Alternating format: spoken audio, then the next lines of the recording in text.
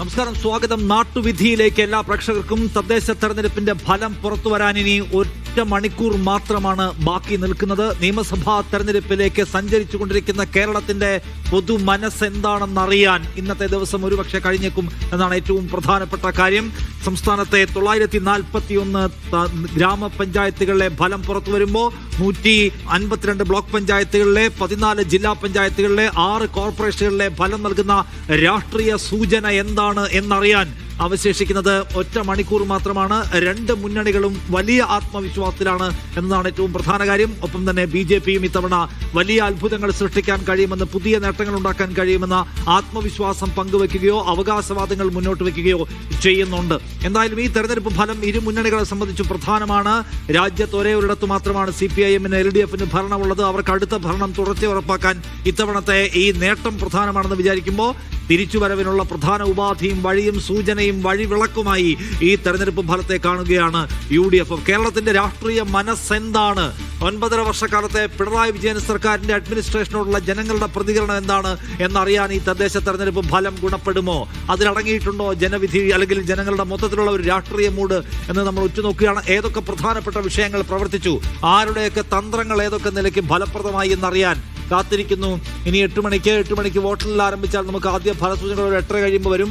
തദ്ദേശ തെരഞ്ഞെടുപ്പാണ്, ഒരല്പം സമയം കൂടുതലെടുത്തേക്കാം. പക്ഷേ ഉച്ചയ്ക്ക് മുൻപായി തന്നെ കേരളത്തിന്റെ പൊതുചിത്രം അറിയാൻ കഴിയും. ഒരു ട്രെൻഡ് ഉണ്ടെങ്കിൽ അജിൻസ് 1 മണിക്കൂറിനകം തന്നെ അറിയാൻ പറ്റുമെന്നാണോ? തീർച്ചയായിട്ടും ട്രെൻഡൊക്കെ അറിയാൻ പറ്റും. പക്ഷേ അതിൽ ഏറ്റവും വലിയ പ്രശ്നം ഈ വോട്ടർമാരുടെ ഒരു മനോഭാവം എന്താണ്, ഈ ഭരണത്തോടുള്ള മനോഭാവം എന്താണ്, പ്രതിപക്ഷത്തോടുള്ള മനോഭാവം എന്താണ് എന്നുള്ളത് വളരെ ദുരൂഹമായി തുടരുകയാണ്. ഒരു തരംഗമുണ്ടോ എന്നൊക്കെ ചോദിച്ചു കഴിഞ്ഞാൽ അങ്ങനെ തരംഗമൊന്നും ദൃശ്യമല്ല എന്നാണ് എല്ലാവരും പറയുന്നത്. പക്ഷെ LDF-നോട് ചോദിച്ചാൽ LDF-കാർ പറയുന്നത് അങ്ങനെ ഭരണവിരുദ്ധ വികാരമൊന്നുമില്ല, സർക്കാരിനോട് ആളുകൾക്ക് അങ്ങനെ വിരക്തിയോ അങ്ങനെയൊന്നുമില്ല, ജനങ്ങൾ പൊതുവെ സന്തുഷ്ടരാണ് എന്ന ഒരു മറുപടി ലഭിക്കുമ്പോൾ UDF-ന്റെ ചോദിച്ചാൽ UDF-കാർ പറയുന്നത് ഒരു തരംഗമുണ്ട്, പക്ഷെ അത് ജനങ്ങൾ വളരെ രഹസ്യമാക്കി വെച്ചിരിക്കുകയാണ് എന്നൊരു ഫീലാണ് എന്നാണ് പറയുന്നത്. പക്ഷേ എന്തായാലും നമുക്ക് അറിയാൻ പറ്റും, ഒരു സൂചന നമുക്കൊരു 1 മണിക്കൂറിനുള്ളിൽ കിട്ടും എന്താണ് വരാൻ പോകുന്നത് എന്നുള്ളത്. ശരി, അപ്പോൾ കേരളത്തിന്റെ മനസ്സിൽ എന്താണെന്നതിനെ കുറിച്ചൊരു ഏകദേശ ധാരണ കിട്ടാൻ 1 മണിക്കൂർ കൂടി മാത്രം കാത്തിരുന്നാൽ മതി എന്നതാണ്. ഏതൊക്കെ പ്രധാനപ്പെട്ട വിഷയങ്ങളാണ് തെരഞ്ഞെടുപ്പിനെ സ്വാധീനിച്ചത് എന്ന് ഉറ്റുനോക്കണം. ഇപ്പോൾ ശബരിമലയിലെ സ്വർണ്ണക്കൊള്ള ഈ തെരഞ്ഞെടുപ്പിന്റെ പ്രധാനപ്പെട്ട ഘടകമാണ് എന്ന്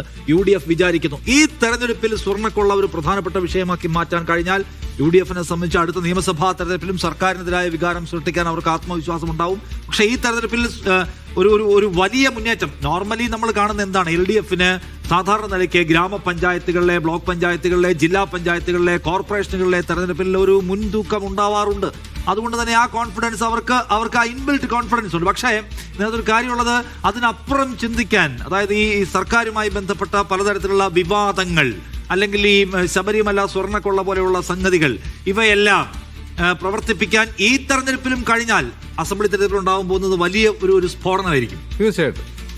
കാരണം ഈ വോട്ടർമാരുടെ ഒരു രീതി അറിയാമല്ലോ, മുമ്പത്തെ പോലെയല്ല. മുമ്പ് വോട്ടർമാർ എന്തെങ്കിലുമൊക്കെ സൂചന കൊടുക്കും, ഇപ്പോൾ അങ്ങനെ സൂചനയില്ല. ഇപ്പോൾ പോളിംഗ് ശതമാനം വെച്ച് നോക്കുമ്പോൾ പോളിംഗ് ശതമാനം അങ്ങനെ കൂടുതലല്ല, മുമ്പത്തേക്കാൾ കുറവാണെന്ന് പറയുന്നു. അത് എന്താണ്, വോട്ടർ പട്ടിക ശുദ്ധീകരിക്കാത്തതുകൊണ്ടാണെന്ന് ഒരു വാദമുണ്ട്. അങ്ങനെയാണെങ്കിൽ എല്ലാവരും വന്ന് വോട്ട് ചെയ്തിട്ടുണ്ടെങ്കിൽ, നാട്ടിലുള്ള എല്ലാവരും വോട്ട് ചെയ്തിട്ടുണ്ടെങ്കിൽ അത് ആർക്കനുകൂലമായിട്ടായിരിക്കും. ആളുകൾ അങ്ങനെ ആവേശത്തോടെ വന്ന് വോട്ട് ചെയ്തു. അങ്ങനെ പോളിംഗ് ബൂത്തിൽ വലിയ നിര ദൃശ്യമായോ? ഇല്ല. പക്ഷേ എന്നാലും വോട്ട് പോൾ ചെയ്യപ്പെട്ടിട്ടുണ്ട്. എന്നാലും ഒരു പൊതു സ്വഭാവം എന്താണ് വോട്ടർമാരുടെ, ആ പോളിംഗ് ബിഹേവിയർ എന്താണെന്ന് ഇപ്പോഴും പിടികിട്ടിയിട്ടില്ല ആർക്കും. ഈ തെരഞ്ഞെടുപ്പിന്റെ പ്രചാരണ സമയത്ത് ഏറ്റവും കൂടുതൽ മുഴങ്ങിക്കേട്ട വിഷയം എന്ന് വെച്ചാൽ രാഹുൽ മാങ്കൂട്ടം എന്ന് പറയുന്ന പാലക്കാട്ടെ UDF MLA-യുമായി ബന്ധപ്പെട്ട വിവാദങ്ങളാണ്. ഏതാണ്ട് വാർത്തയും ബഹളവും എല്ലാം അതിൽ മാത്രമായി കേന്ദ്രീകരിക്കും നമ്മൾ കണ്ടു. അതിൽ LDF-ന്റെ ആത്മവിശ്വാസം ഉണ്ടോ? മറ്റെല്ലാ വിഷയങ്ങളും ഡൗൺ പ്ലേ ചെയ്യപ്പെട്ടു എന്ന് വെച്ചാൽ ശബരിമല വോട്ടെടുപ്പിന്റെ അന്ന് പിണറായി വിജയൻ പറഞ്ഞ സ്ത്രീലമ്പടൻ എന്നൊരു വാക്ക് ഉപയോഗിച്ചു. UDF-ലെ സ്ത്രീലമ്പടന്മാർ, കോൺഗ്രസിലെ സ്ത്രീലമ്പടന്മാർ. ഓക്കെ, അതെടുത്തിട്ട് അങ്ങനെയാണെങ്കിൽ ഇവരെ ഒന്ന് പാഠം പഠിപ്പിച്ചളാം, ഈ സ്ത്രീലമ്പടന്മാരെ പാഠം പഠിപ്പിച്ചളാം എന്ന് കരുതി LDF-ന് വോട്ട് ചെയ്ത് കാണുമോ? അപ്പോൾ LDF-ലും ഈ പറഞ്ഞ വിശേഷമുള്ള ആളുകളുണ്ടല്ലോ എന്ന് ആൾ ചിന്തിക്കില്ലേ? സ്വാഭാവികമായിട്ട് അങ്ങനെയായിരിക്കും വരിക. അപ്പോൾ രാഹുൽ മാങ്കൂട്ടത്തിൽ വിഷയം വോട്ടർമാരെ സ്വാധീനിച്ചോ അല്ലെ ശബരിമല സ്വാധീനിച്ചോ എന്ന ഒരു പിടിയും തരാത്ത, ഒരു സൂചനയും നൽകാത്ത ഒരു പോളിംഗ് ബിഹേവിയറാണ് നമ്മൾ ആ പോളിംഗ് ദിനത്തിൽ കണ്ടത് എന്നാണ് എനിക്ക് തോന്നുന്നത്. ശരി, എന്തായാലും നമുക്ക് എന്താണ് മനുഷ്യന്മാരുടെ മനസ്സിൽ എന്നതിനെ കുറിച്ച് പൂർണ്ണമായിട്ടുള്ള ഒരു ധാരണ ഇല്ല. അപ്പൊ ഈ തെരഞ്ഞെടുപ്പ് ഫലം വരുമ്പോഴാണ് ഏതെങ്കിലും തരത്തിലുള്ള അട്ടിമറികളുടെ സാധ്യത ഉണ്ടോ എന്ന്. UDF പറയുന്നു അവർ 3 കോർപ്പറേഷൻ പിടിക്കാൻ പോകുന്നു, കൂടുതൽ ജില്ലാ പഞ്ചായത്തുകൾ പിടിക്കാൻ പോകുന്നു, കൂടുതൽ പഞ്ചായത്തുകൾ പിടിക്കാൻ പോകുന്നു എന്നാണ്. BJP പറയുന്നു തിരുവനന്തപുരം കോർപ്പറേഷൻ അവർ പിടിക്കാൻ പോകുന്നു, തൃശ്ശൂർ പിടിക്കാൻ പോകുന്നു എന്നൊക്കെയാണ്. എന്തായാലും BJP അതിനകത്ത് അത്ഭുതം കാണിക്കാൻ പോകുന്നുണ്ടോ? കൂടുതൽ നഗരസഭകളിലേക്ക് BJP കടന്നു കയറാൻ പോകുന്നുണ്ടോ? രാജീവ് ചന്ദ്രശേഖർ എന്ന പുതിയ സംസ്ഥാന അധ്യക്ഷൻ വന്നതിന് ശേഷം അത്ഭുതങ്ങൾ കാണിക്കാൻ അദ്ദേഹത്തിന്റെ അഭിമാനത്തിന്റെ പ്രശ്നമാണ്. ഞാൻ വന്നതിന് ശേഷം ഈ പാർട്ടി ആകമാനം നന്നായി, അപ്പക്കട്ടം പൊളിറ്റിക്സ് എന്നൊക്കെ പറഞ്ഞ് വികസിത് കേരളം എന്നൊക്കെ പറഞ്ഞ് അദ്ദേഹം കൊണ്ടുവന്നുള്ള സംഗതികൾ ഗുണം ചെയ്തിട്ടുണ്ടോ തിരുവനന്തപുരം കോർപ്പറേഷനെങ്കിലും? അതോ അവിടെ അടക്കം തിരിച്ചടിയാണോ അവരെ കാത്തിരിക്കുന്നതാണ്? കെ സുരേന്ദ്രനും ശ്രീധരൻപിള്ളയ്ക്കും V മുരളീധരനും കഴിയാത്ത രാജീവ് ചന്ദ്രശേഖരന് കഴിയുമോ എന്നുള്ള പ്രധാനപ്പെട്ട ക്വസ്റ്റ്യൻ. ആ ചോദ്യം രാജീവ് ചന്ദ്രശേഖരൻ അത് കഴിയും എന്ന് സ്ഥാപിക്കുന്നത് ആ കാഴ്ച കണ്ടുകൊണ്ട് ശ്രീധരൻപിള്ളയും കെ സുരേന്ദ്രനും ഒക്കെ അല്ലെങ്കിൽ മറ്റ് പ്രധാനപ്പെട്ട കേരളത്തിലെ നേതാക്കളും ആ കാഴ്ചയ്ക്ക് സാക്ഷിയാവാൻ പോവുകയാണോ അതോ മറിച്ചാണോ എന്നറിയണം. നിഷാദ് പറഞ്ഞത് ശബരിമല വിഷയം അത് UDF മാത്രം ഗുണം ചെയ്യുന്നതാണോ, BJP കൂടി ഗുണം ചെയ്യുമോ? പ്രധാനപ്പെട്ട കാര്യമാണ്. ഈ തെരഞ്ഞെടുപ്പിൽ ഏറ്റവും കൂടുതൽ ഉപയോഗിക്കപ്പെട്ട 2 പ്രധാനപ്പെട്ട വിഷയങ്ങൾ എടുക്കാം ജിംസ്. 1 ശബരിമലയിലെ സ്വർണ്ണക്കൊള്ള, 2 ജമാഅത്തെ ഇസ്ലാമി പോലുള്ള സംഘടനകളെ മുൻനിർത്തിക്കൊണ്ട് UDF മുസ്ലിം എക്സ്ട്രീമിസത്തിന്റെ ഭാഗമാണ് എന്ന് പറഞ്ഞുകൊണ്ട് CPIM നടത്തിയിട്ടുള്ള പ്രചാരണം. ഇതിന്റെ ബെനിഫിഷ്യറി CPM ആണോ എന്ന ചോദ്യം അവിടെ ഉണ്ട്. ശബരിമല ആയാലും UDF ഉന്നയിച്ച ശബരിമല വിഷയമായാലും അത് UDF മാത്രമാണോ ഗുണം ചെയ്യുക? വലിയ 2 റിസ്ക് എലമെന്റ് അവിടെ ഉണ്ട്. ഒന്ന്, UDF ഭയങ്കരമായി പ്രൊപ്പഗേറ്റ് ചെയ്ത ശബരിമല. ആ ശബരിമലയുടെ ഗുണഭോക്താവ് UDF ആയിരിക്കുമോ അതോ അതിന്റെ ഒരു വിഹിതം പറ്റാൻ രാജീവ് ചന്ദ്രശേഖരന്റെ പാർട്ടി അപ്പുറത്ത് നിൽക്കുന്നുണ്ടോ? ഭയങ്കരമായി CPIM പ്രൊപ്പഗേറ്റ് ചെയ്ത ജമാഅത്തെ ഇസ്ലാമി, SDPI, മുസ്ലിം ലീഗ് എന്ന് പറയുന്ന UDF ഒരു മുസ്ലിം മുന്നണി എന്ന മട്ടിൽ അവതരിപ്പിച്ച, മുസ്ലിം എക്സ്ട്രീമിസ്റ്റ് മുന്നണി എന്നൊക്കെ മട്ടിൽ അവതരിപ്പിച്ച സംഗതി ഉണ്ടല്ലോ, അതിന്റെ വിഹിതം കിട്ടാൻ പോകുന്നത് അത് CPIM-നും LDF-നും മാത്രമായിരിക്കുമോ?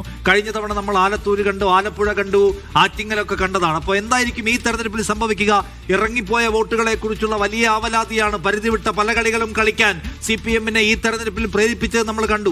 അപ്പൊ ഈ കളിയൊക്കെ ഗുണം ചെയ്യുകയാണോ ചെയ്യുക അതോ തിരിച്ചടിക്കുകയാണോ ചെയ്യുക? അങ്ങനെ പലതരത്തിലുള്ള ചോദ്യങ്ങൾക്ക് ഉത്തരവുണ്ട്. ഇത് ഗ്രാമപഞ്ചായത്തുകളും ബ്ലോക്ക് പഞ്ചായത്തുകളും ജില്ലാ പഞ്ചായത്തുകളും കോർപ്പറേഷനുകളും ആര് ഭരിക്കുന്നു എന്നത് മാത്രമല്ല, കേരളത്തിലെ പ്രധാനപ്പെട്ട മുന്നണികൾ, അതിൽ തന്നെ LDF ഒക്കെ എടുത്തു പയറ്റിയ തെരഞ്ഞെടുപ്പ് തന്ത്രങ്ങൾ കേരളത്തിന് എന്തുമാത്രം ഗുണപ്പെടുന്നതാണ്, അവർക്ക് എന്തുമാത്രം രാഷ്ട്രീയമായി ഗുണപ്പെടുന്നതാണ്, അതിൻ്റെയൊക്കെ പ്രയോഗശേഷി ഏതൊക്കെ വഴിക്കാണ് എന്നതടക്കം പരിശോധിക്കാൻ കഴിയുന്ന വളരെ പ്രധാനപ്പെട്ട ഒരു തെരഞ്ഞെടുപ്പ് എന്ന പ്രത്യേകത ഈ തെരഞ്ഞെടുപ്പിനുണ്ട് എന്നത് എടുത്തു കാണേണ്ട കാര്യമാണ്. അതുകൊണ്ട് തന്നെ പല നിലയ്ക്ക് സവിശേഷമായിട്ടുള്ള ഒരു തെരഞ്ഞെടുപ്പ് ഫലമാണ് അല്പസമയത്തിനകം പുറത്തു വരാൻ പോകുന്നത്.